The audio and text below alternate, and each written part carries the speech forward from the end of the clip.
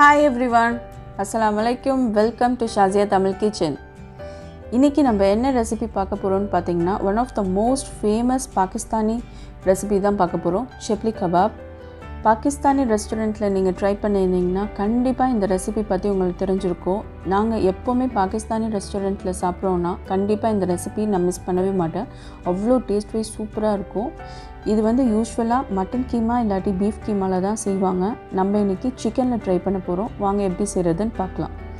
இதுக்கு இப்போ நான் 400 grams வந்து மின்ஸ்டு சிக்கன் எடுத்துர்க்கேன். பிளெண்டர்ல ஒரு 2-3 pulse கொடுத்து blend பண்ணி எடுத்துக்கோங்க. இப்போ இது கூட நான் வந்து 1.5 tablespoon ginger garlic paste add பண்றேன்.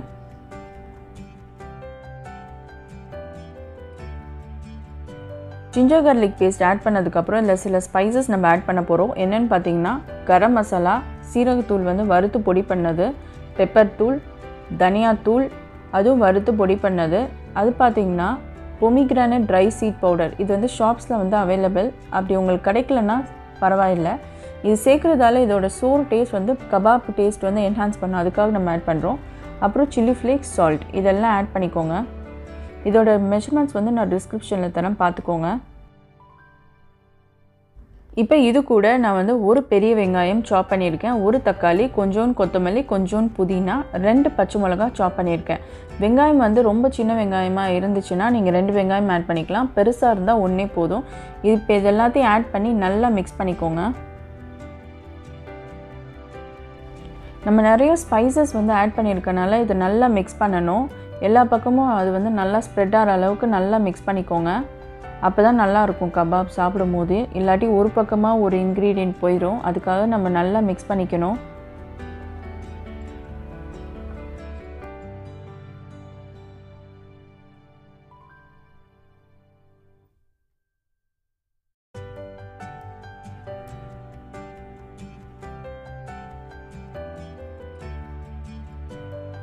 இப்போ பாத்தீங்கன்னா இந்த அளவுக்கு நல்லா மிக்ஸ் ஆயாச்சு. இப்போ இது கூட நான் 1/2 கப் வந்து கார்ன்ஃப்ளவர் மாவு சேர்க்கிறேன்.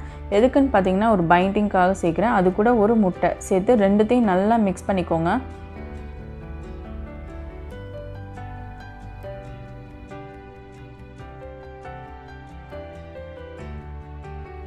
இப்போ பாத்தீங்கன்னா நல்லா மிக்ஸ் பண்ணியாச்சு. இந்த அளவுக்கு நம்ம நல்லா மிக்ஸ் பண்ணிட்டோம்.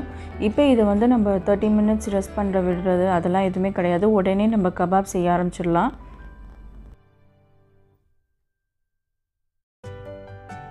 கையில வந்து எண்ணெய் இல்லாட்டி தண்ணி தடவிட்டு கொஞ்சமா எடுத்துக்கோங்க. எடுத்துட்டு ஒரு பிளேட்ல நல்லா ஸ்ப்ரெட் பண்ணிக்கோங்க. நான் வந்து பெருசா பண்றனால பிளேட்ல ஸ்ப்ரெட் பண்ணிக்கிறேன்.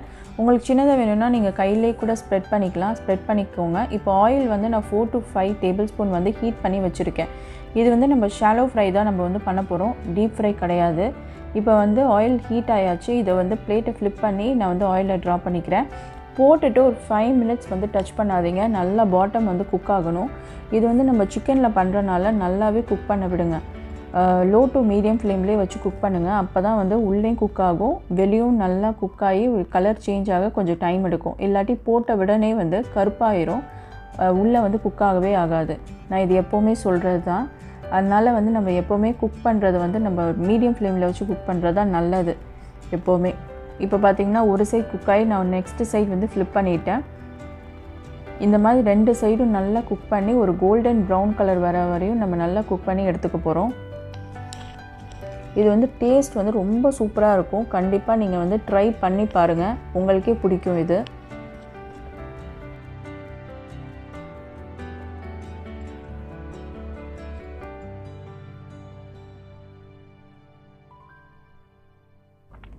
இப்போ பாத்தீங்கன்னா ரெண்டு சைடு நல்லாவே குக் ஆயாச்சு. இது ஒரு பிளேட்டுக்கு மாத்திக்கலாம்.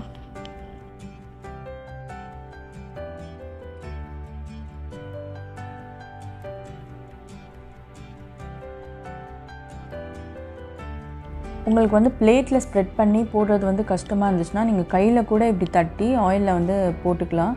சேர்த்துட்டு இதே மாதிரி 5 minutes நல்லா வந்து பாட்டம் குக் ஆக விடுங்க. ரெண்டு சைடு நல்லா வந்து திருப்பி போட்டு நல்லா குக் பண்ணுங்க. குக் பண்ணிட்டு தான் நம்ம வந்து எடுக்கணும். நல்லா மீடியம் ஃப்ளேம்ல வச்சு குக் பண்ணுங்க. இல்லாட்டி அந்த சிக்கனோட பச்சை வாசனை வந்து அப்படியே இருக்கும். அதுக்காக சொல்றேன்.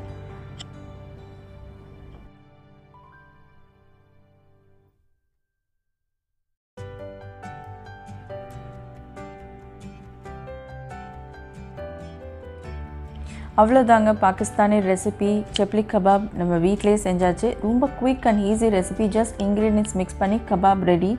இது வந்து பாகிஸ்தானி ரொட்டியோட சர்வ் பண்ணுவாங்க. அவ்வளோ டேஸ்ட்டு சூப்பராக இருக்கும்.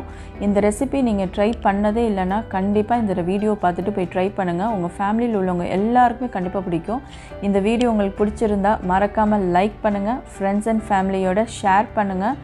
மறக்காமல் ஷாசியா தமிழ் கிச்சனை சப்ஸ்கிரைப் பண்ணுங்கள். இன்னும் இன்ட்ரெஸ்டிங் ரெசிபீஸோட நான் உங்களை திரும்பவும் சந்திக்கிறேன். Until then, it's bye from Shazia Tamil Kitchen. Thank you for watching.